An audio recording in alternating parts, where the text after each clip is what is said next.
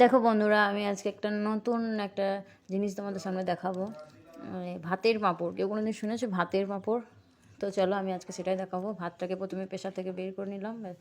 প্রেশারের থেকে বের করে মিক্সিতে ভালো করে ওটাকে লবণ দিয়ে পেস্ট করে নিলাম, মানে গুঁড়ো করে নিলাম।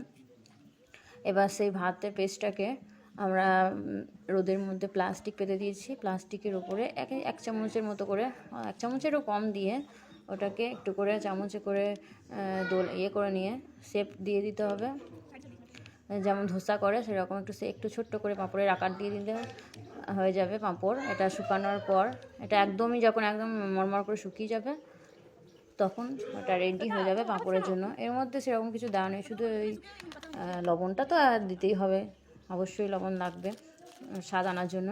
আর চাইলে তোমরা একটু করে লঙ্কা গুঁড়ো দিতে পারো, আমরা একটু সামান্য লঙ্কা গুঁড়ো দিয়েছি, তোমরাও দিতে পারো। এই দেখো পাঁপড়গুলো দেখো খুব সুন্দর তৈরি হয়ে গেছে, একদম ভাজার জন্য উপযুক্ত। তো আমরা এবার ভাজার জন্য তৈরি করে নিয়েছি। তেলে প্রথমে দিয়ে দিয়েছি পাঁপড়গুলো।